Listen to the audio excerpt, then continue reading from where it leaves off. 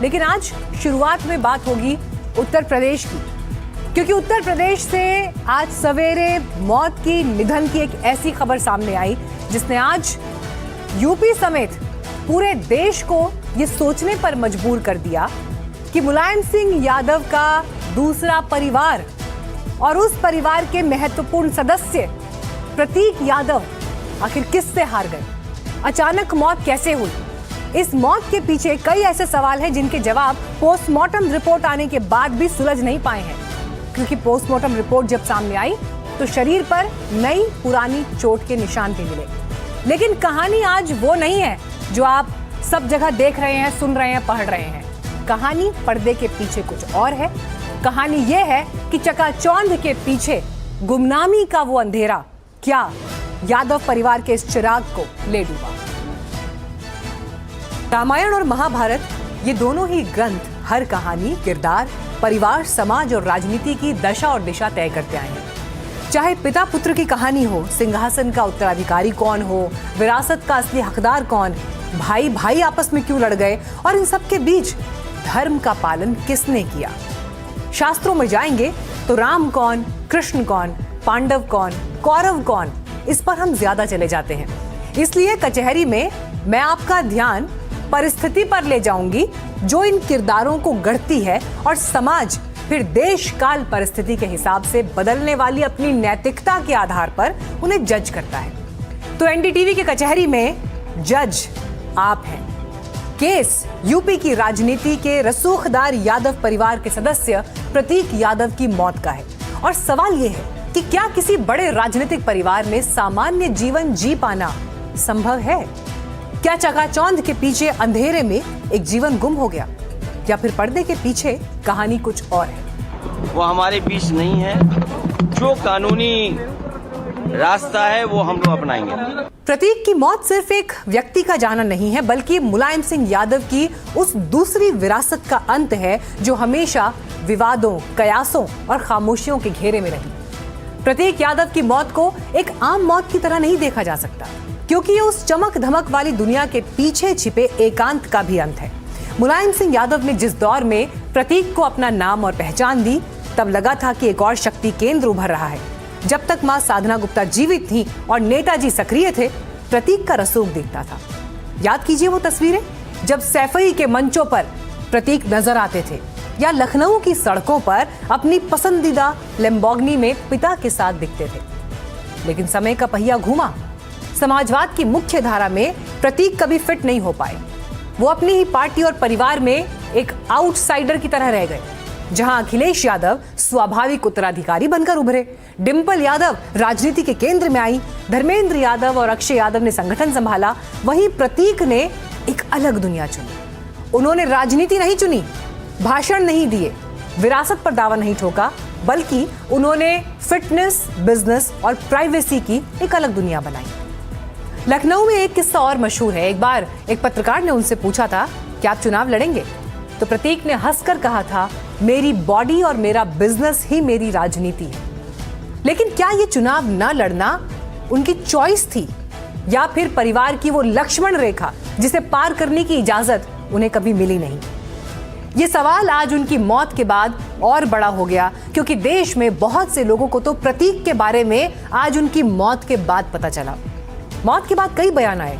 Depression में थे, दवाएं खा रहे थे, बीमार थे, पत्नी के साथ अनबन थी, मोटापा कम करने के लिए सर्जरी कराई थी, सोशल मीडिया पर अवसाद और तलाक की बातें लिख चुके थे, बिजनेस में लॉसेस की बातें थी। और इस बीच पोस्टमार्टम रिपोर्ट आई तो नई पुरानी चोट के निशान भी शरीर पर मिले। ये सब बयान मौत के बाद आज छाए रहे। इतने बड़े परिवार का सदस्य और मौत के बाद सिविल हॉस्पिटल क्यों ले जाया गया, ये सवाल लगातार पूछा जाता रहा। लेकिन सवाल फिर वही, क्या किसी बड़े राजनीतिक परिवार में सामान्य जीवन जी पाना संभव होता है? क्या वो जीवन प्रतीक को मिल पाया?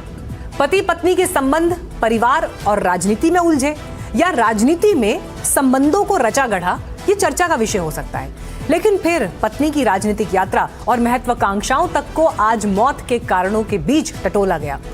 चर्चाएं यही नहीं थमी। डिंपल यादव और अपर्णा यादव की तुलना तक हुई कि कौन सी बहू या पत्नी परिवार के सम्मान और जिम्मेदारी पर कितने नंबर फिट बैठी। सोशल मीडिया आज इन चर्चाओं में उलझा रहा। किसी ने बताया कि कैसे अखिलेश की पत्नी डिंपल यादव बड़ी बहू के तौर पर परिवार की ढाल बनी और समाजवाद की मुख्य धारा में फिट हो गई। वहीं प्रतीक की पत्नी अपर्णा यादव की महत्वाकांक्षाओं ने परिवार में दरार को चौड़ा किया। किसी ने माना कि अपर्णा का बीजेपी में जाना सिर्फ एक पार्टी बदलना नहीं था, बल्कि उस घुटन का विस्फोट था जो प्रतीक और उनके परिवार ने सालों तक महसूस की। सोशल मीडिया और सामाजिक चर्चाएं कब इतनी बेरहम नहीं हुई कि किसी के चले जाने के बाद भी उसकी पूरी कुंडली ना खोल दी जाए। इसीलिए डिंपल की शालीनता और अपर्णा की बगावत के नंबर जोड़े और घटाए जाते रहे। लेकिन सच तो यही है कि प्रतीक यादव अपना एक संसार अपने परिवार के बीच रच बैठे थे, लेकिन परिवार के इर्द गिर्द जो संसार और चमक धमक, पावर और प्रभाव था, उसमें अपना अस्तित्व बनाकर टिके रहना, डटे रहना, बने रहना, ये आसान नहीं था। और फिर अवसाद हो या गुमनामी की जिंदगी, उसने एक दिन आखिरकार घुटने टेक ही लिए। पहले मेरी मुलाकात हुई थी लगभग 2 महीने पहले। उस समय भी मैंने यही कहा था कि अपने स्वास्थ्य का ध्यान रखिए। प्रतीक के जाने के बाद अब सबकी नजरें अखिलेश यादव पर हैं। अखिलेश ने प्रतीक की मौत पर कहा 2 महीने पहले मिला था, सेहत का ख्याल रखने को कहा था। ये एक लाइन उस कम्युनिकेशन गैप को बयां करती है जो व्हाट्सएप के 1 सेकंड में एक मैसेज के सेंड हो जाने के बावजूद भी रह गया, यानी संबंध वैसे थे ही नहीं। प्रतीक यादव की मौत शौक के साथ आई, इसीलिए आज सभी बड़ी हस्तियां दुख की इस घड़ी में यादव परिवार के घर पहुंची। मौत के पीछे छूटे सवाल क्या रूप लेते हैं, ये जांच में पता चलेगा। लेकिन 2027 के चुनाव से पहले क्या ये मौत सियासी टकराव का नया अध्याय खोलेगी? आज सवाल इस पर भी है, क्योंकि प्रतीक यादव के पीछे जो उनका परिवार रह गया है वो मुलायम सिंह यादव के दूसरे परिवार का हिस्सा है, और दूसरे परिवार का चेहरा इस वक्त अपर्णा यादव है जो अब बीजेपी में है। प्रतीक यादव की मौत के बाद आज लखनऊ में बड़ी बड़ी हस्तियां पहुंची। घर के बाहर समाजवादी पार्टी के कार्यकर्ता खड़े थे और घर के भीतर बीजेपी की कार्यकर्ता।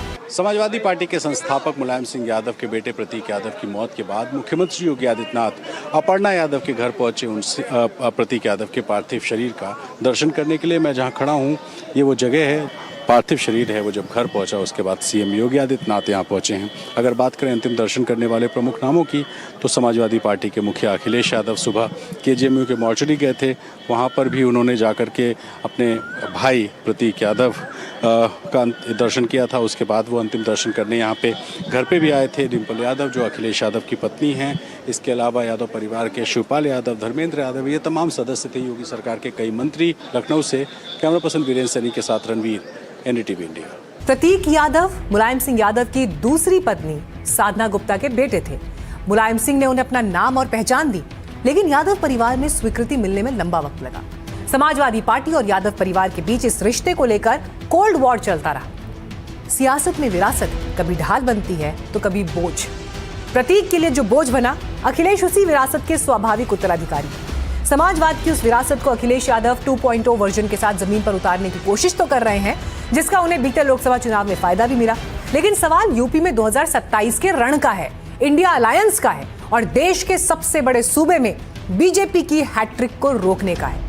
अखिलेश अब खुद को यूपी तक सीमित नहीं रखना चाहते। जब वो चेन्नई में स्टालिन से मिलते हैं या कोलकाता में ममता के साथ चाय पीते हैं, तो दरअसल वो सामाजिक न्याय के नेशनल पोस्टर बॉय बनने की कोशिश कर रहे हैं।